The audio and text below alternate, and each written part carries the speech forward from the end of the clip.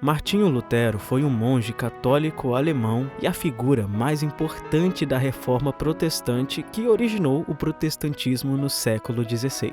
Antes dele, algumas práticas da Igreja já haviam sido criticadas por alguns pensadores. Porém, foi Lutero que deu início ao movimento da Reforma, que com o tempo deu espaço para que outras religiões surgissem, como a presbiteriana e a metodista. O provável ano de nascimento de Martinho Lutero é 1483, no dia 10 de novembro, na cidade de Eisleben, na Alemanha. Seus pais eram Hans, que trabalhava como mineiro, e Margaret, que se ocupava das tarefas de casa. Embora fossem pessoas simples, eram exigentes em relação à educação do filho e desejavam um bom futuro para o menino.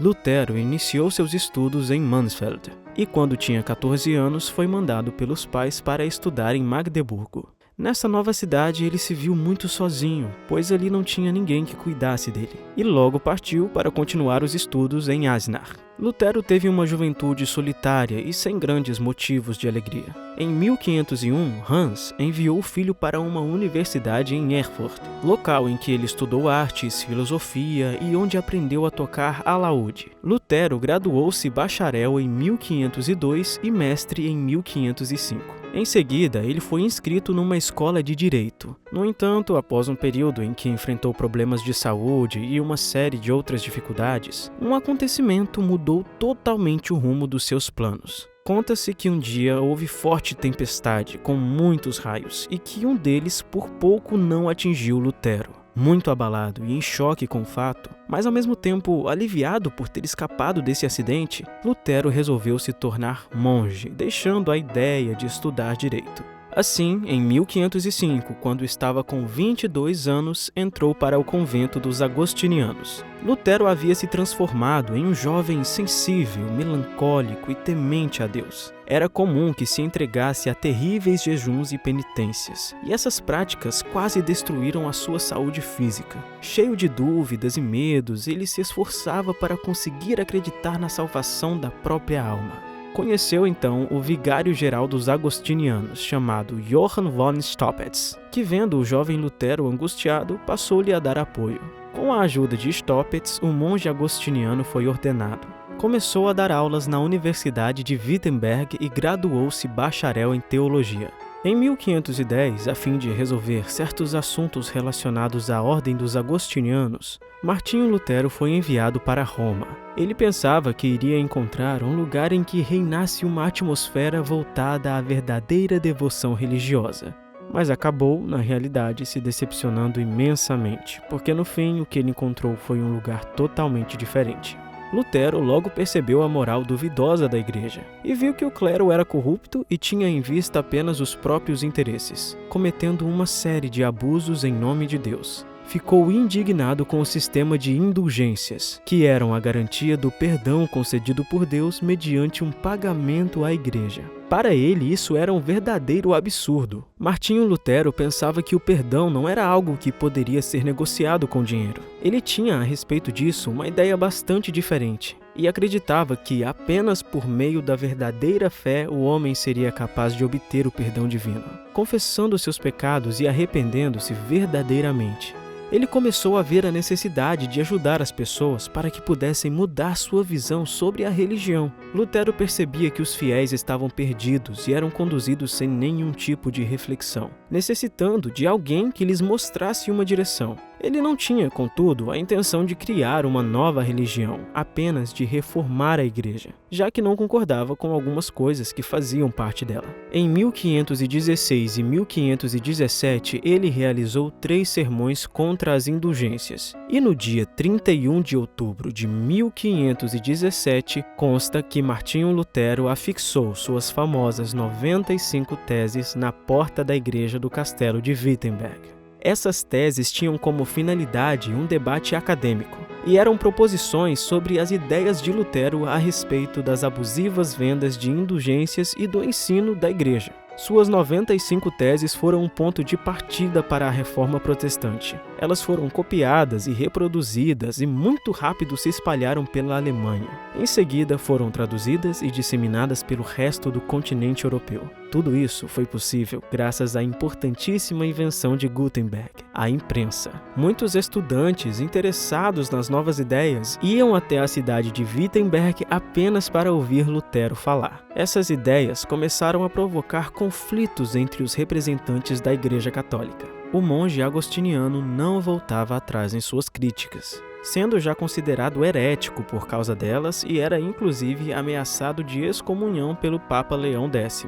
A bula que continha tal ameaça, porém, acabou sendo queimada em público pelo próprio Lutero, que foi então excomungado pelo Papa. Como ele reclamou que sua excomunhão era injusta, pois não havia tido antes um julgamento, foi convocada a Dieta de Worms. A Dieta de Worms foi um tipo de assembleia que ocorreu em 1521 na cidade de Worms.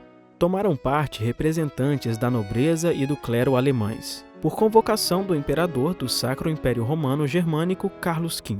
A Assembleia constituía um órgão deliberativo formal, e suas decisões tinham validade por todo o Império. A intenção da Dieta era que Lutero, diante das próprias obras que haviam sido cuidadosamente rebatidas, se retratasse de suas ideias. Lutero, então, pediu um tempo para poder refletir.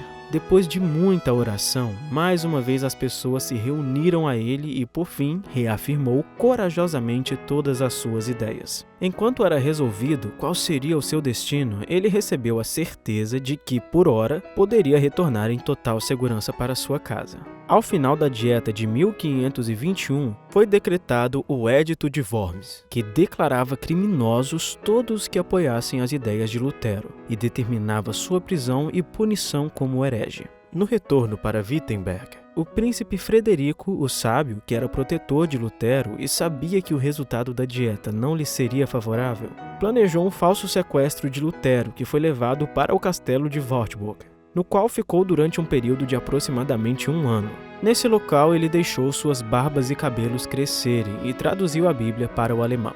Além disso, trocava cartas com seus aliados, a fim de discutir as mais importantes questões relativas à fé. Enquanto estava recluso, houve muitas pessoas que acreditavam que ele tinha morrido. Quando Lutero finalmente deixou seu exílio, não foi mais perseguido, já que outros problemas agora ocupavam o imperador. Em 1523, 12 freiras fugiram do cativeiro no convento de Nibsheim, com a ajuda de Martinho Lutero. Ele se apaixonou por uma delas, chamada Catarina von Bora, uma mulher determinada e pertencente a uma família nobre. Depois de 2 anos, eles se casaram e tiveram 6 filhos. O casamento de Lutero influenciou outros padres e freiras a também se casarem. Além disso, eles seguiam outras ideias luteranas, eliminando as imagens das igrejas e mostrando-se contra os votos do monastério. Dessa forma, o rompimento com a Igreja Romana ia aos poucos acontecendo. Entre 1524 e 1525 aconteceu a Revolta dos Camponeses, que tinha à frente um dos seguidores de Lutero, chamado Thomas Müntzer. Esse movimento propunha, entre outras coisas, o fim da propriedade privada e a igualdade entre pessoas pobres e ricas. Lutero, no entanto, se indispôs contra Müntzer, porque achava que essa diferença de classes sociais tinha como origem a vontade de Deus. Muitos adeptos da revolta acabaram sendo mortos, inclusive o líder rebelde Müntzer. Aos poucos, a reforma ia acontecendo, não apenas na Alemanha, mas também em vários outros países da Europa. Nos Países Baixos, uma figura de destaque foi o teólogo holandês Erasmo de Roterdã. Inicialmente, ele abraçou as ideias de Lutero, mas com o tempo os dois começaram a discordar em alguns pontos. Na França, por sua vez, liderou João Calvino, e na Suíça, Ulrico Zwinglio. Na Inglaterra, também aconteceu a ruptura com a Igreja de Roma, por iniciativa do rei Henrique VIII, que teve seu pedido de divórcio negado pelo Papa, iniciando assim o anglicanismo. Martinho Lutero faleceu em 18 de fevereiro de 1546, em Eisleben.